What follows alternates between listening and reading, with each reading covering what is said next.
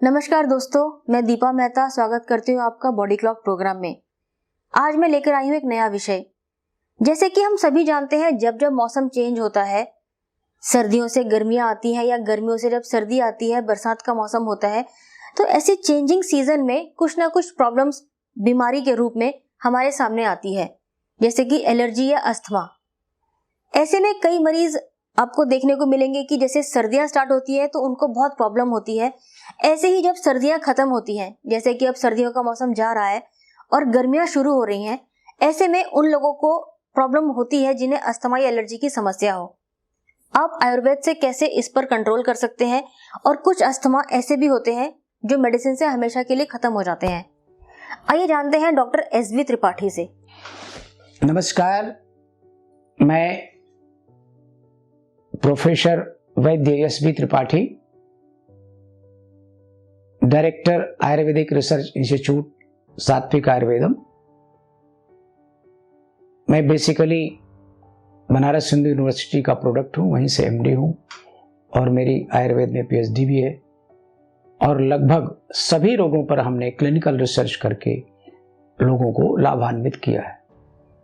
आज मैं आपको अस्थमा के विषय में बताऊंगा। आयुर्वेद में अस्थमा को श्वास रोग कहते हैं, दूसरे शब्दों में इसको तमक श्वास भी कहते हैं। तमक श्वास आयुर्वेद में 4-5 तरह का माना गया है। क्षुद्र श्वास, संतमक श्वास, प्रतमक श्वास, छिन्न श्वास और महाश्वास। तो ये सब अस्थमा के या श्वास रोग के स्टेजेज हैं। यदि हल्का फुल्का किसी को सांस फूलता है तो हम लोग ये मानते हैं कि उनके जो श्वास की नली है, जिसको आयुर्वेद में श्वास वह स्रोतस कहते हैं, या आजकल उसको ब्रांकाइटिस भी कह देते हैं, कुछ लोग अस्थमा भी कह देते हैं। पर आयुर्वेद में इन दोनों का नाम श्वास ही है। क्षुद्र श्वास सबसे हल्का होता है। आदमी चलता है, फिरता है, उसको सांस फूलने लगता है तो वो बहुत इजीली क्यूरेबल है, बहुत जल्दी ठीक हो जाता है। जो तमक श्वास है वो कफ दोष से होता है। इसमें पूरी श्वास की नली में या श्वास के स्रोतस में सूजन हो जाती है, जिसे ब्रांकाइटिस भी आजकल कहते हैं। और इसके 2 भेद होते हैं, एक तमक श्वास होता है, एक प्रतमक श्वास होता है। जब इसमें बुखार आ जाता है, जिसे आजकल कहते हैं इन्फेक्शन हो गया, तो वो प्रतमक कहलाता है। और केवल कफ की वजह से है, खाली सूजन है, बुखार नहीं है, तो वो संतमक कहलाता है या तमक कहलाता है। जो छिन्न श्वास होता है, इसमें हार्ट और लंग्स दोनों इन्वॉल्व हो जाते हैं। लंग्स में सूजन आ जाती है, बहुत ज़्यादा सूजन आ जाती है और रुक रुक करके श्वास आता है। ये एक इमरजेंसी कंडीशन होती है, जिसको श्वास रोग कहते हैं या छिन्न श्वास कहते हैं। और एक महाश्वास होता है, जिसमें एक्यूट लंग्स फेल्योर कह लीजिए या एक्यूट हार्ट फेल्योर कह लीजिए। आयुर्वेद में इसका नाम महाश्वास कहलाता है। तो इन सभी 5 तरह के श्वास की आयुर्वेद में अलग अलग चिकित्साएं हैं। ज़्यादातर आयुर्वेद ये मानता है कि यदि व्यक्ति की लाइफ स्टाइल खराब हो तो आयुर्वेद में इसमें कफ का प्रकोप होता है। कफ का मतलब ये होता है कि शरीर के फेफड़ों में, गले में और श्वास की नली में सूजन होना। तो जब वो सूजन हो जाती है तो हम लोग कफ वर्धक आहार इसमें नहीं देते हैं, जैसे घी, तेल, दही, अंडे, और स्मोकिंग ड्रिंकिंग मना करते हैं। सेंट परफ्यूम लगाना भी मना करते हैं, क्योंकि बहुत सारे लोगों को एलर्जी होती है। इसको आजकल लोग एलर्जिक अस्थमा भी कह देते हैं। कहने के लिए तो हम कुछ भी कहें, लेकिन एलर्जी क्यों है हमको ये सोचना है। किसी भोजन से हो सकती है, किसी हवा से हो सकती है, किसी सेंट से हो सकती है, परफ्यूम से हो सकती है। तो जो कफज श्वास है, इसमें कफवर्धक आहार बिल्कुल नहीं लेना चाहिए, उसी से आराम मिलता है। जहाँ तक तमक श्वास, प्रतमक श्वास का प्रश्न है, यदि उसमें बुखार है तो हम लोग बुखार की दवा भी साथ में देते हैं। और यदि छिन्न श्वास है तो ये एक तरह की आत्ययिक अवस्था है, इमरजेंसी अवस्था है। और इसमें हमको इमरजेंसी सपोर्ट चाहिए। जहाँ तक आयुर्वेद का प्रश्न है, श्वास रोगों को हम लोग 4 भागों में बांटते हैं। एक सुसाध्य का अर्थ होता है आपने परहेज किया घी तेल का, दही का, और ठीक हो गए गर्म पानी से। और कुछ होता है कृच्छसाध्य, यानी आप दवा के साथ, कठिनाई के साथ दवा खाते हैं, परहेज करते हैं और काफ़ी दिनों में वो ठीक होता है, उसको कहते हैं कृच्छसाध्य।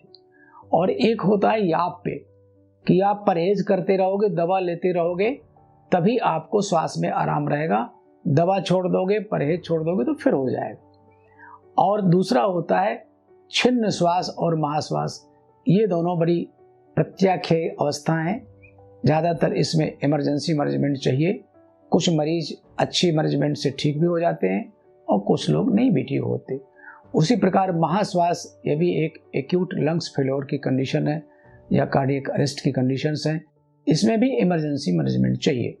तो ज़्यादातर तो हम जो सामान्य भाषा में कहें कि जनता में जो पाया जाता है वो क्षुद्र श्वास और तमक श्वास रोग ये पाया जाता है, और ये कफ के द्वारा होता है। इसमें यदि अनुबंध पित्त का होता है तो पित्तवर्धक हमको आहार नहीं लेना है, जिसे आजकल कभी कभी इन्फेक्शंस भी कहते हैं, या स्वेलिंग को दूर करने के लिए एंटी इन्फ्लेमेटरी कहते हैं। हमारे यहाँ इसको सूतहर औषधियाँ कहते हैं।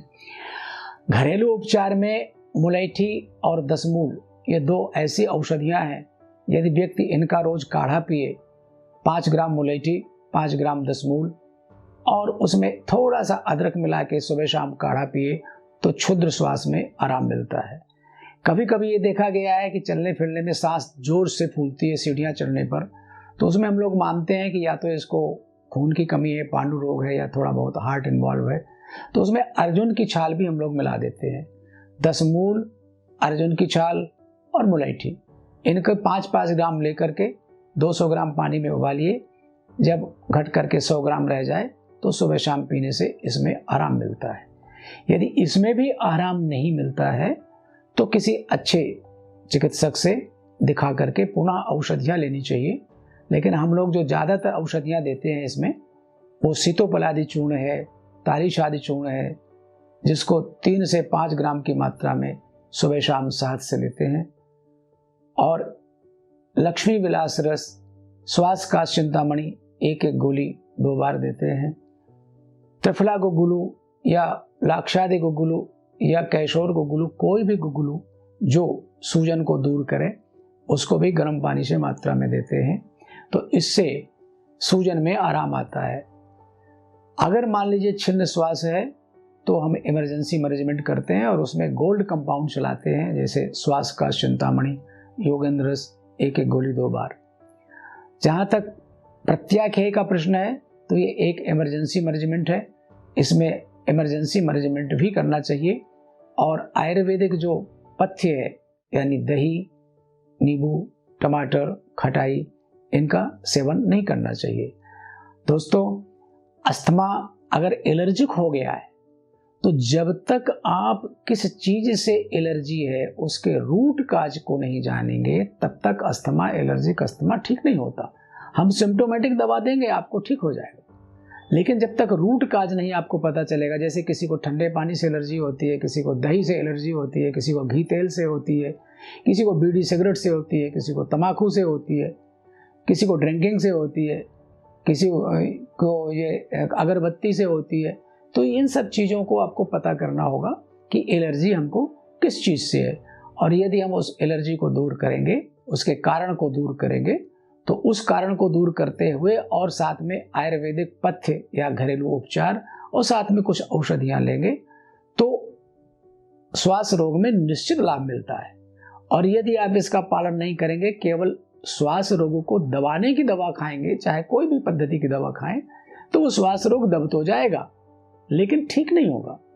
ठीक करने के लिए ये अनिवार्य है कि आप किस कारण से श्वास रोग हो रहा है।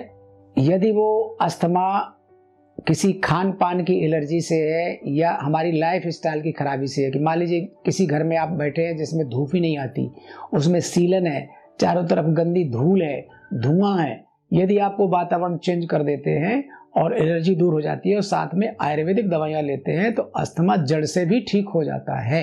देखिए, न केवल अस्थमा बल्कि हर रोग आयुर्वेद की दृष्टि से हेरिडिटरी होता है। उसको हम लोग आदि बल प्रवृत्ति कहते हैं या बीज दोषज कहते हैं या पारिवारिक हिस्ट्री से कहते हैं। तो ऐसे व्यक्ति का भी अस्थमा ठीक होता है बशर्ते वो हमारे बताए हुए परहेज का पालन करे। अगर जेनेटिक अस्थमा भी है, परिवार से अस्थमा भी है और वो आयुर्वेदिक विधि से परहेज और दवाइयों का सेवन करता है तो उसका भी अस्थमा जड़ से ठीक हो जाता है। आयुर्वेद में हर व्यक्ति की प्रकृति अलग अलग होती है। आयुर्वेद में मोटी मोटी प्रकृति होती है। वातज प्रकृति का व्यक्ति दुबला पतला होता है, कफज प्रकृति का व्यक्ति थोड़ा मोटा होता है और पित्तज प्रकृति का व्यक्ति मीडियम होता है। तो जो कफज प्रकृति के व्यक्ति होते हैं उनमें जब कभी भी कफ का काल आता है, जैसे ये बसंत ऋतु कफ का काल है, तो सीजन के चेंज होने में भी एक तरह से कफ बढ़ता है। इसको आजकल के लोग कह देते हैं सीजनल अस्थमा है, लेकिन हमारे यहाँ आयुर्वेद में ये बसंत ऋतु मानी जाती है और इसमें कफ को नष्ट करने का आहार, कफ को नष्ट करने का व्यायाम और कफ को नष्ट करने की दवाइयाँ दी जाती हैं। तो सीजनल अस्थमा भी नहीं होता। पहले से ये ध्यान रखना चाहिए। ऐसा तो है नहीं कि आयुर्वेद में छोटे बच्चों का इलाज नहीं होता। आयुर्वेद में अष्टांग आयुर्वेद कहलाता है। तो अष्टांग आयुर्वेद में एक ब्रांच है हमारी कौमार भृत्य। कौमार भृत्य का अर्थ होता है बच्चों की चिकित्सा, चाहे वो बच्चा माँ के गर्भ में हो उसकी चिकित्सा या बच्चा जब पैदा हो जाए 1 साल 2 साल 10 साल तक उसकी चिकित्सा। सेम चिकित्सा जो हम आयुर्वेद में एडल्ट को देते हैं उसकी कम मात्रा में, यानी 16वां भाग, 10 भाग से लेकर के 16वें भाग तक मात्रा में हम देते हैं। तो छोटे बच्चों के अस्थमा में भी आराम मिलता है। उसमें भी यही ध्यान देना पड़ेगा कि बच्चे का अस्थमा जेनेटिक है या एनवायरमेंटल है या किसी ड्रग का रिएक्शन है। तो हमें ये देखना पड़ेगा छोटे बच्चों के लिए कि उनकी हम इम्यूनिटी बढ़ाएं, और इम्यूनिटी बढ़ाने के लिए आयुर्वेद में बहुत अच्छी औषधियाँ हैं और मेरे अपने अनुभव में कई बच्चों के अस्थमा को हमने जड़ से ठीक किया है और अभी भी ठीक है। देखिए, जहाँ तक साइड इफेक्ट का प्रश्न है, उस तरह साइड इफेक्ट तो नहीं है जैसा कि आजकल प्रचार किया जाता है, लेकिन यदि आयुर्वेद की दवाइयाँ आप मात्रा से अधिक मात्रा में देंगे तो उसका ओवरडोज का नुकसान हो सकता है। सामान्य मात्रा में देंगे तो आयुर्वेदिक दवाओं का कोई नुकसान नहीं होता। तो आयुर्वेद ये कहता है कि जिस किसी कारण से आपको रोग हो रहा है उस रूट काज को अगर नहीं रिमूव करोगे तो आपकी बीमारी कभी ठीक ही नहीं होगी, जैसे आजकल हो रहा है। आजकल कोई परहेज ही नहीं बताता, बस दवा बताते रहते हैं और अस्थमा के लोग जिंदगी भर दवा खाते रहते हैं और ठीक ही नहीं होते। जहाँ दवा छोड़ दी अस्थमा फिर बढ़ जाता है। तो आयुर्वेद के सिद्धांत से परहेज करते हुए अगर दवा करते हैं तो अस्थमा जड़ से चला जाता है।